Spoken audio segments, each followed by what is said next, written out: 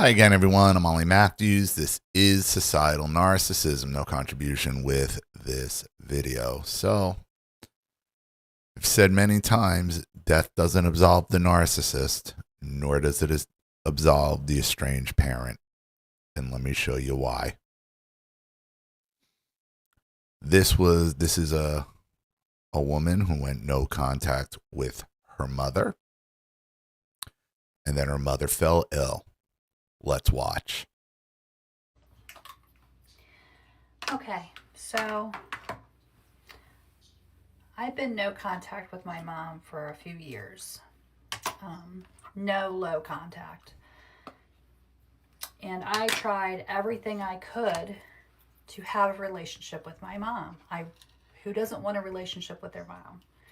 Me, most of us, because once you realize you have to go no contact with them, there's no going back. They don't change. Everybody gets sick. Everybody dies. That does not absolve you of a lifetime of abuse. I'm an only child. It was very hard for me to do. Well, about, I don't know, almost 2 months ago, I guess. 2 months ago, I got a call that she was in the hospital, in ICU. So I dropped everything and I went straight down there. First mistake. Why? Why? Because she's sick and not. Why? Why do that? They made their bed. Let them lie in it. I stayed by her bed and, helped. I was her advocate and she was getting better. They moved her out of ICU and then up to another floor. I came home for a few days because I'm a single mom. I've got one kid still in the house and a bunch of critters. Anyway, I had to take care of things. While I was home, I would FaceTime her every day to see how she was doing. She started doing worse. Mistake. Just because she's sick doesn't mean you have to drop your no contact. Doesn't mean you have to suddenly forgive them for a lifetime of abusive behavior. So I got everything together and I went back down there. Long story short, she ended up passing away. So I had to make the call to stop the life support, the machine that was breathing for her. Not your problem. Not your problem. I called my kids. I had them come down so they could say their goodbyes. And we spent the day having her kind of off of sedation quite a bit so that we could communicate. And then at around 6:30 on October 10th, 6:30 in the evening, I had the tube taken out. My kids chose to be there while she passed, and that was it. Shouldn't have involved your kids either. You shouldn't have. Anyway, it was devastating for my kids. I gave them each private time alone with her. She and I talked a little bit while she was in the hospital. The only thing that she really said was that, she told me that she thought that I was the one that always needed therapy, and she realizes now that she needs it. We all fucking need it. But nothing was resolved. After her right. Oh no, we're buffering.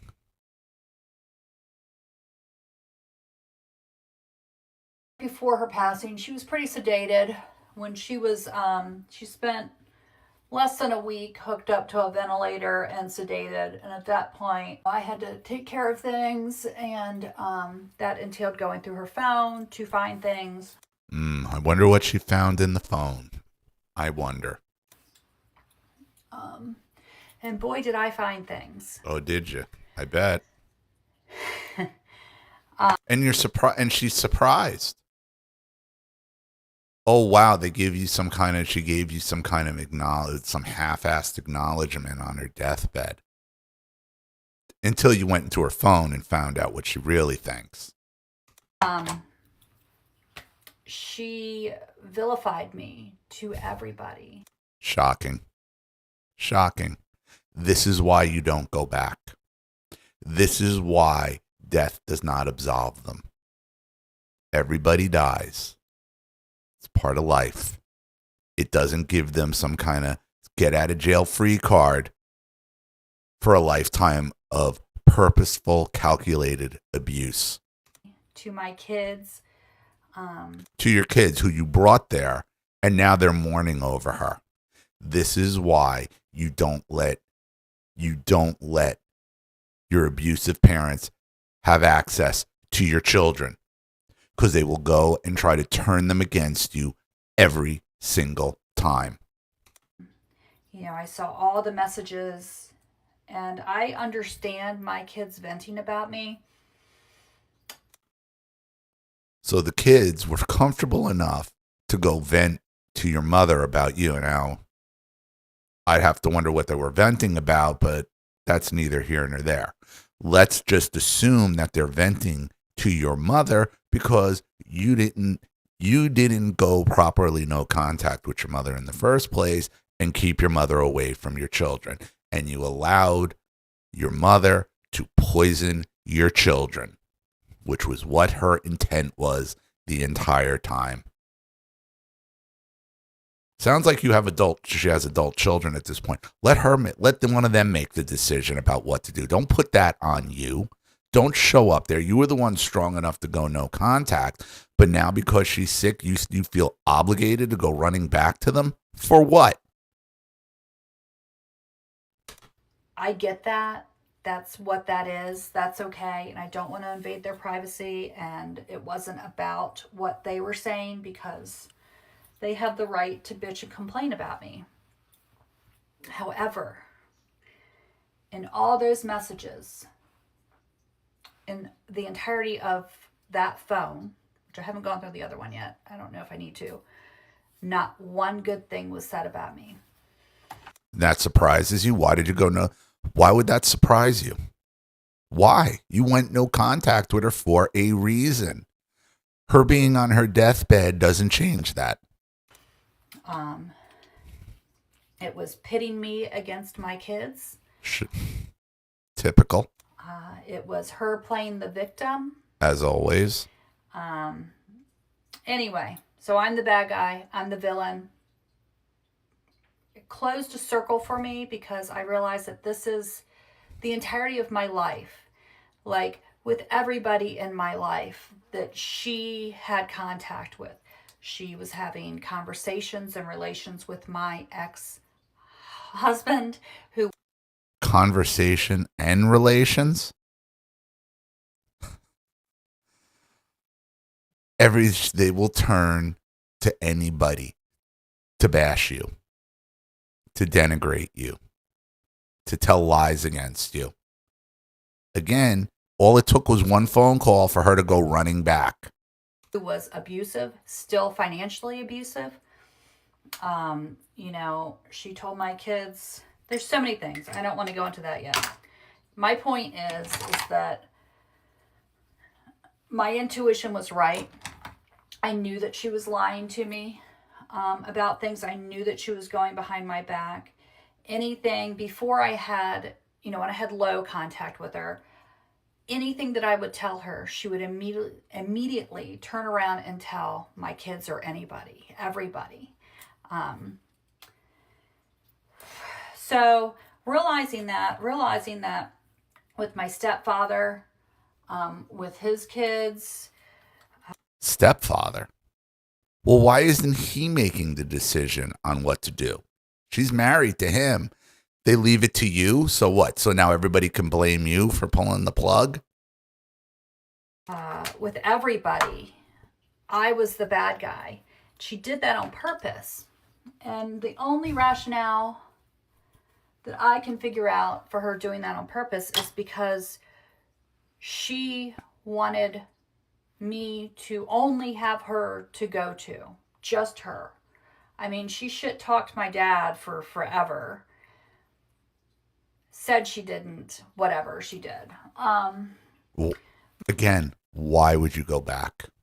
You know she's a pathological liar. You know she tells lies against you. She tries to turn everybody in your life to isolate you from everybody so you become dependent on her.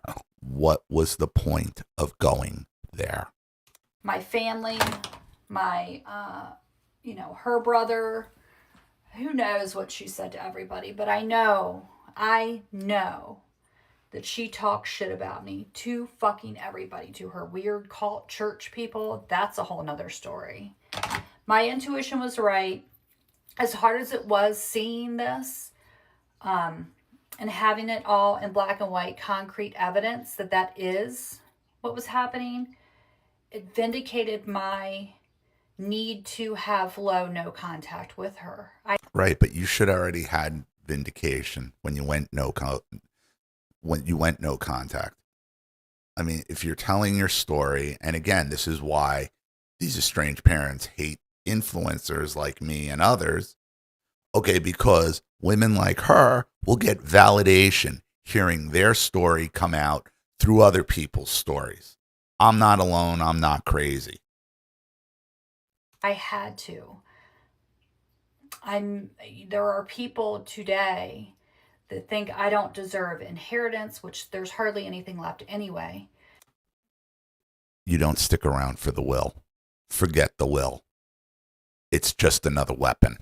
I don't deserve anything because I wasn't there for her the last few years.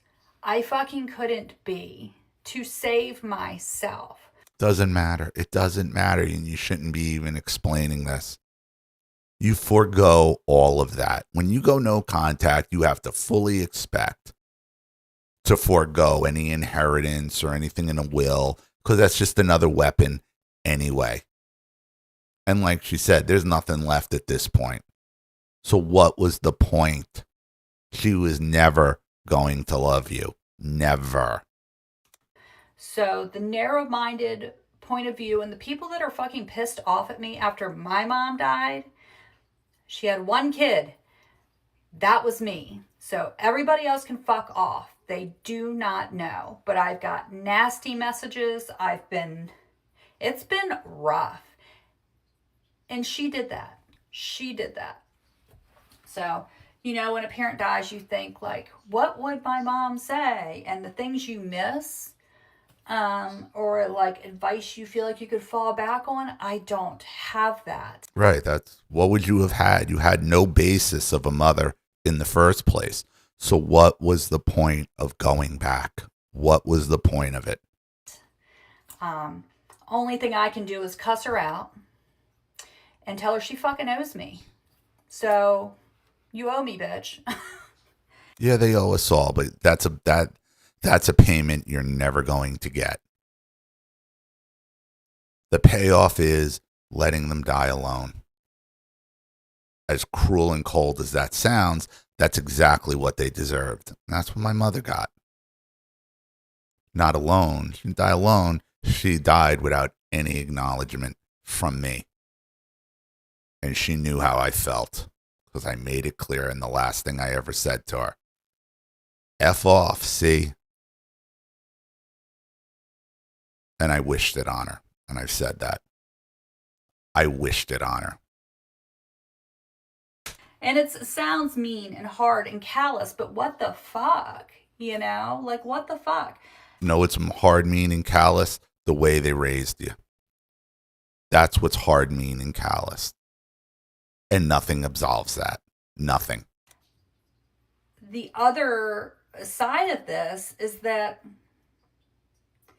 I don't know how to come to terms with the fact that I feel a bit of relief. And that's a terrible thing to say. I know, I understand. Not in their case, it isn't. Not in their case, it isn't. Understand that, but it's honest. I don't know what else to, I can lie and say I don't feel that way, and it's sad, and it is sad. I'm sad for my kids, and I'm sad that I never had that. You're sad for your kids who go to your mother and continually bash you, and then they were having full-on bash bash out sessions, huh? That relationship with her, never would. But anyway, so I'm going to make videos because I've got to close this circle.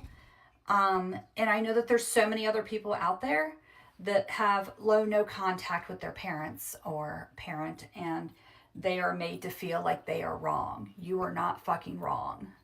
No, and that's why you go no contact. Because dealing with them does nothing but hurt you. You're right. Trust your intuition. Anyway, okay. Bye. So I guess she's getting into our side of our side of the estranged parent influencer. You know, I feel bad. I feel bad for this woman. I do, because she didn't have the tools to deal with what was going to be inevitable anyway, that her mother was going to die, and she felt some kind of obligation to go running back there, maybe hoping for some kind of acknowledgement. And, you know, now she's gone, and she can't even tell her off the way she wants to. Imagine, what would she have said if she had found that phone while she was still alive? Let's just say the first day, you know, you go there, she's in the ICU, the nurse gives you her property or phone, and you look at you go through the phone, and you find all that. What would you have done then? Would you have just walked out? Because you should have, because you shouldn't have gone there in the first place. Death doesn't absolve the narcissist, the borderline, and certainly not the estranged parent, because there was a reason why they were estranged in the first place. So I'm going to leave it there. Thank you to everybody watching. Please leave any opinions in the comment section below. And again, if you want your story read on the channel, you have a topic you'd like me to cover, something you want to expose, you'd like to set up a Skype, a phone call, have a private video made, you'd like to sponsor a video like this for someone who needs help and can't afford it, or just make a contribution to the channel in general to keep it supported, growing, and successful, you know what to do then with the Cash App, Zelle, PayPal, or email links in the description box below. Also, please like and share this video wherever you can. Subscribe to my channel if you haven't, and be sure to click the subscription bell to be notified of all my video uploads. Also, be sure to subscribe to both my channels on Rumble. If you haven't watched this video over there, please do. Even a click helps. Follow me on TikTok, X, and Telegram as well. I'm Ollie Matthews. This has been Societal Narcissism. Take care, everyone.